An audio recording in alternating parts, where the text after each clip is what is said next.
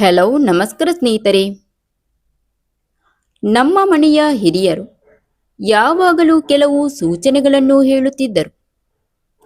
ಮನೆಯಲ್ಲಿ ಕೆಲವು ವಿಚಿತ್ರ ಘಟನೆಗಳು ಆಗುತ್ತಿದ್ದರೆ ಅದು ಒಳ್ಳೆಯ ಸೂಚನೆ ಅಲ್ಲ ಎಂದು ಎಚ್ಚರಿಸುತ್ತಿದ್ದರು. ಹಳೆಯ ಕಾಲದಲ್ಲಿ ಜನರು ಪ್ರಕೃತಿ ಮತ್ತು ಮನೆಯ ಪರಿಸ್ಥಿತಿಯನ್ನು ನೋಡಿ ಮುಂದೆ ಏನಾಗಬಹುದು ಎಂದು ಊಹಿಸುತ್ತಿದ್ದರು. ಆದ್ದರಿಂದ ಇಂದು ಈ ವಿಡಿಯೋದಲ್ಲಿ ಹಿರಿಯರು ಹೇಳಿದ 20 ಎಚ್ಚರಿಕೆಯ ಸೂಚನೆಗಳು ಯಾವುದು ಎಂಬುದನ್ನು ತಿಳಿದುಕೊಳ್ಳೋಣ. ಸ್ನೇಹಿತರೆ, ಅದಕ್ಕಿಂತ ಮುಂಚೆ ನಮ್ಮ ಮಾನಸ ಮಂದಾರ ಯೂಟ್ಯೂಬ್ ಚಾನಲ್ನ ಸಬ್ಸ್ಕ್ರೈಬ್ ಮಾಡಿಕೊಂಡು ವಿಡಿಯೋಗೆ ಒಂದು ಲೈಕ್ ನೀಡಿ. ದಯವಿಟ್ಟು ನಿಮ್ಮ ಅನಿಸಿಕೆಯನ್ನು ಕಮೆಂಟ್ ಮೂಲಕ ತಪ್ಪದೆ ತಿಳಿಸಿ. 1.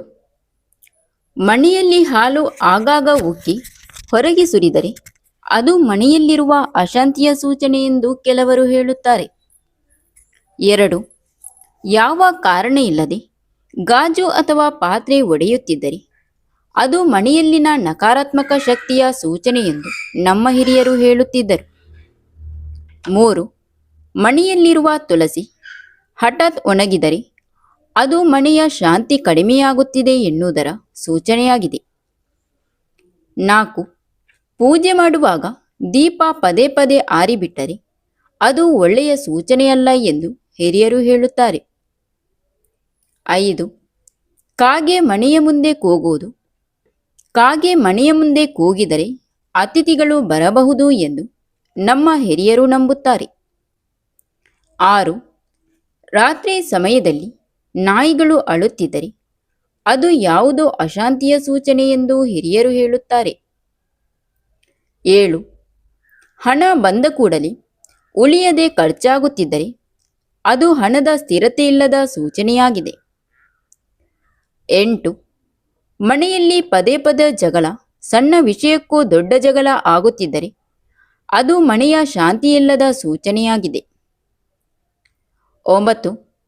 ಮನೆಯ ಗಡಿಯಾರ ಹಠಾತ್ ನಿಂತರೆ ಅದು ಜೀವನದಲ್ಲಿ ಏನೋ ಬದಲಾವಣೆ ಆಗುವ ಸೂಚನೆ ಎಂದು ಹೇಳುತ್ತಾರೆ.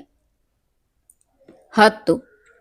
ಕನಸಿನಲ್ಲಿ ವಿಚಿತ್ರ ದೃಶ್ಯಗಳು ಕಂಡರೆ, ಪದೇ ಪದೇ ಭಯಂಕರ ಕನಸು ಬಂದರೆ ಅದು ಮನಸ್ಸಿನ ಅಶಾಂತಿಯ ಸೂಚನೆಯಾಗಿದೆ. 11. ಮಾಡಿ ಇಟ್ಟ ಊಟ ಬೇಗ ಕೆಟ್ಟು ಹೋಗುತ್ತಿದ್ದರೆ ಅದು ಮನೆಯ ಶಕ್ತಿಯ ಬದಲಾವಣೆ ಸೂಚನೆ ಎಂದು ಹೇಳುತ್ತಾರೆ. 12. ದೇವರ ಫೋಟೋ ಅಥವಾ ವಿಗ್ರಹ ಹಠಾತ್ ಕೆಳಗೆ ಬಿದ್ದರೆ ಅದು ಎಚ್ಚರಿಕೆಯ ಸೂಚನೆ ಎಂದು ನಂಬುತ್ತಾರೆ. 13.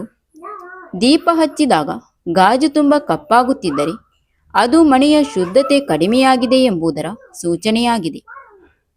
14.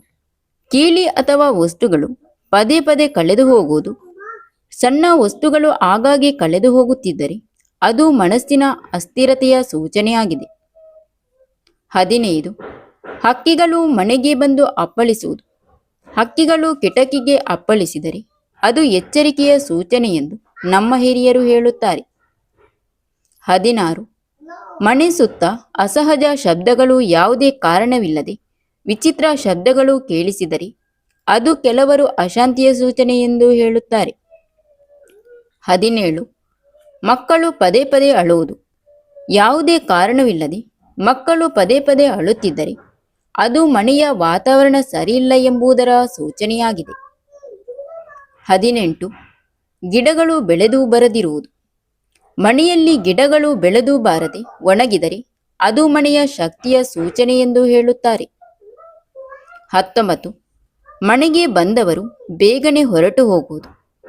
ಯಾರೇ ಬಂದರೂ ಹೆಚ್ಚು ಸಮಯ ಉಳಿಯದೆ ಹೋಗುತ್ತಿದ್ದರೆ ಅದು ಮನೆಯ ಶಾಂತಿ ಕಡಿಮೆಯಾಗುವುದೇ ಎಂಬುದರ ಸೂಚನೆಯಾಗಿದೆ. 20. ಮನಸ್ಸಿಗೆ ಅಸಹಜ ಭಯ.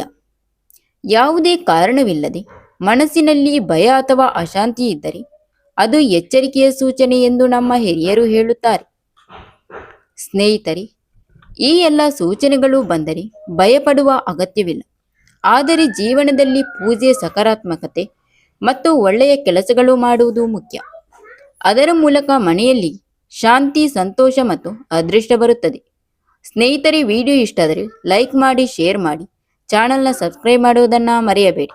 ಧನ್ಯವಾದಗಳು.